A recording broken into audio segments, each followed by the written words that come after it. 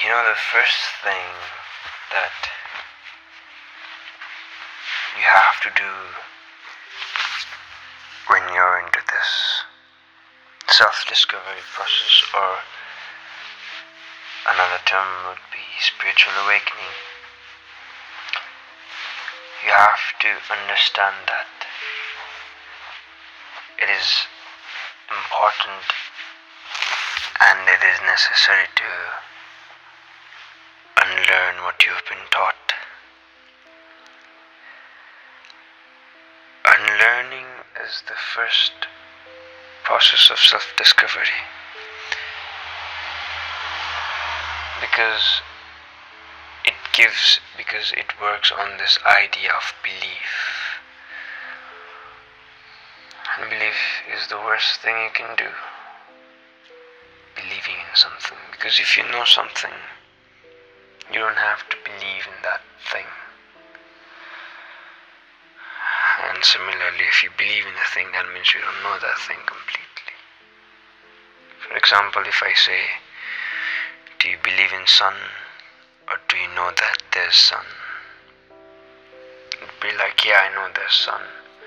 So if you know something, why do you need to believe in that thing? There are so many things you believe in your life. Many things. So many things that I can think of right now. But the first process would be to unlearn about everything you've been taught. Because whatever you believe in is just a false illusion created for your persona, or the another would be where it would be ego. The world in which we all live in, we are taught that we are something, that we have a name and a certain purpose and a certain reason, and certain things in life, that we have to get to this, we have to be this, otherwise our lives would be incomplete. And that is the trap. And that is the reason we come here again and again and again and again. It's because of the desires which are not complete. And desires are never meant to be complete. You'll always want more. You'll always want more of this. You'll always want more of that. And until it's complete, you'll come back here again and again and again. And it's not because of some god pop there, or some bad deeds you did. It's because of your own self, and only a foolish would see duality in this world. I would say that there's a God which is not me. When you see everything as God or divine, then that's where realization comes from. That you realize that the universe is not outside, which we all presume and believe in. It's on the inside, and it's my inner projection that has made possible to see the outcomes that I'm seeing currently through my five senses. So unlearning is a very important process. Unlearning different things taught by society. If you see something which I've went through, there's no such thing as right and wrong, and it's our moral virtues that we human have made, said that this is right and this is wrong based on our five senses, based on our feelings. For eyes, if I see something beautiful, aesthetic, that's right, that's good.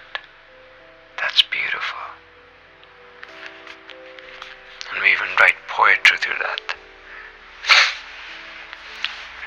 And through nose, if we smell something which gives good stimuli to our brain, then that's beautiful, sweet aroma. Similar with ears, sound and everything through five senses, feelings. If someone tells you something and it hurts you, that's a bad thing. Someone tells you nice, it's a good thing.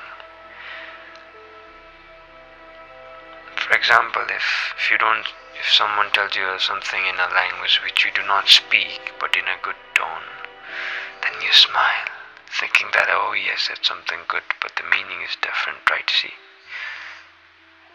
It's our own perception, it's our own foolish virtues and morals which tells us this is right and this is wrong. This is one of the reasons which is keeping us trapped. That does not mean you go and do harm others, no. A person who does not disturb others and is not disturbed by others is free. Remember that. That when you hurt someone else, you hurt yourself more. Because you are them and they are you. We're all connected. It's not because you think, it's because you think you're hurting something else which is not you. But in reality, you're hurting yourself.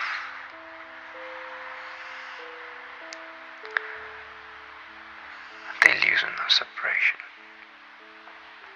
So you have to unlearn everything, moral virtues, this and that. It's not about not doing good or bad in the world. It's about being the observer and not entangling in it, not attaching yourself to it. Not telling yourself that, okay, I'm doing good, I'm doing bad. It's whatever it is, just don't give it a label. Don't say it's a good thing or a bad thing. Just let it be what it is. A free thing which has no name, no meaning. Find yourself in the total silence. I'll tell you a story. We were at a religious organization, I don't want to take a name, and we were there, and they were like, ask me any spiritual questions, and they were young, scholars, who could generally ask normal questions about where is God, what is God, because they've been taught that way. A friend of mine asked, how would you describe God if there was no language? They said, God. And my friend said, if there was no language before there was no language, they said, how could people, where there was even no language created, even know the existence of God? You see the paradox here? This Godhead and this religion, what we worship is all man-made. Does not mean I'm denying the existence of the eternal consciousness, the truth, unchanging consciousness. I'm just pointing out to which many people would be hard for them to digest that, because it hurts the ego. Because we're taught that there's God, there are different religions, and then we have to sort of fight one another, proving that this religion is true rather than that. Can't you see it? They're trying to divide us, giving us different names, different rituals, saying this Godhead, that Godhead. It's all man-made. When you understand this, you're in a step 2, I guess. It does not mean you bring out hate into them. No, like I said, you just observe it. You don't bring out the values of bad, and this is good, this is right, this is wrong. No, you just observe it. You might ask me, is that possible? Yes, that is possible. With practice, every day, silencing yourself, being aware of your surroundings. Maybe you're around somewhere where there are cars, like me, but you do not give the meaning, labeling. The cars is coming now. You just listen to it and let go without giving up a name. Try it and see where it goes. You listen to the sound of birds. And just listen it. Don't tell yourself that this is a bird singing or a dog barking. I know it's not going to happen in one day, and we humans, we want everything to happen in a day. It's like we're just born today and we want to be adult by an hour. And then we want to grow old after the end of the day. That's what we want. That is what we have to let go, because that is what we have been taught. And this is what I'm trying to tell you. Know it for yourself. Don't believe, just know, experience it for yourself. And see, try this method of, not giving up that labeling thing, and see where you go.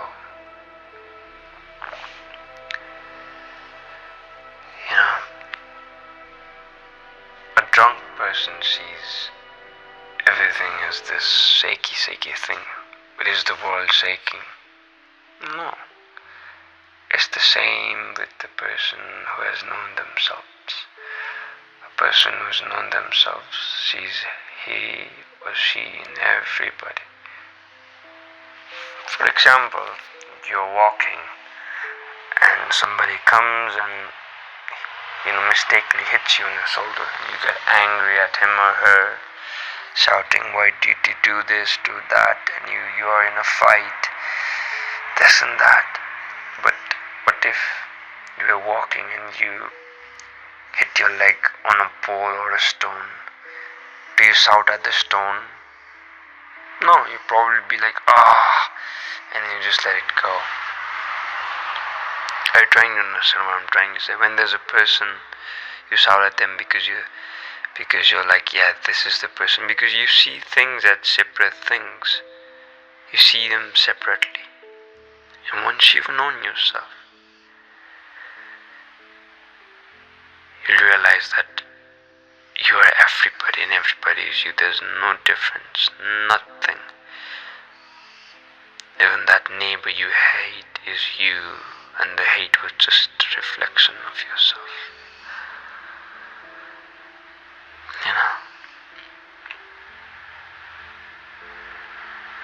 So, the only thing you can know yourself is by this thirst. If you're not thirsty, then you will never quench your thirst. You've ever played a sport, or you have ever got so sweaty and then tired and then you're thirsty, and then that first sip of the water which goes inside your throat is the tastiest water you've ever drank. It's the same with this knowledge and wisdom. You try to give the tastiest water to the person who's not thirsty. They'll not value it. They'll be like, I don't need it. They'll reject it. Even if it's the tastiest water, give it a drop to that person who's thirsty, and you embrace it like it's a elixir of life. So that's the mistake that I did. Tried awakening everyone around me and forgot that I've fallen back down into the steps of everybody. You have to climb higher. It's not called selfish. Selfish is when you go by yourself and then kick everyone others who are trying to climb the stairs in which you are. Right? That's called selfish. You have to go to your way, not be entangled. It's like walking up the stairs.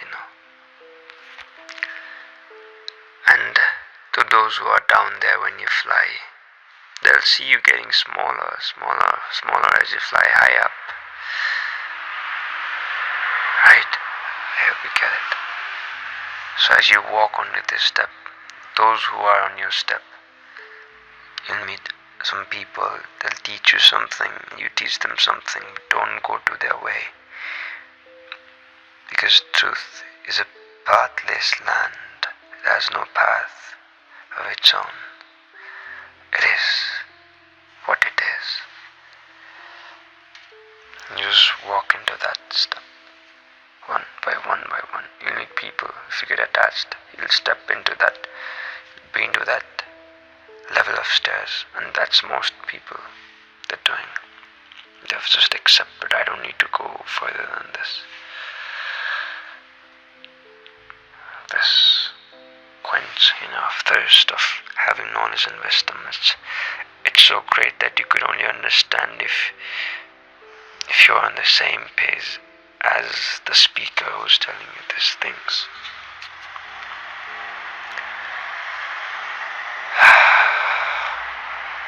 So hard to explain, right?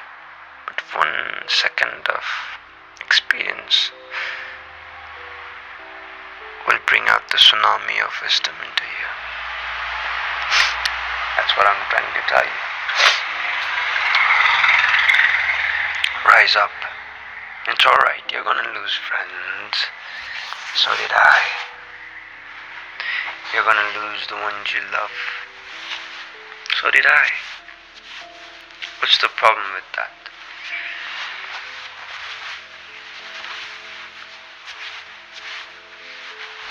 I've detached myself from them. Because now I vibrate in a different frequency. And I'll meet people alike. Does not mean it has to be on the same interest. It could be different, but the frequency, the authenticity, the sense of authenticity, it would be the same. Yes, this is up for today. I hope it reaches to the right person who's on this journey. I really hope it helps you.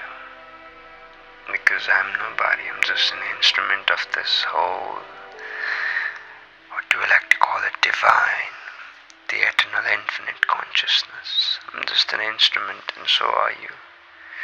We are all co-creators, creating this reality. Because you are me, and I am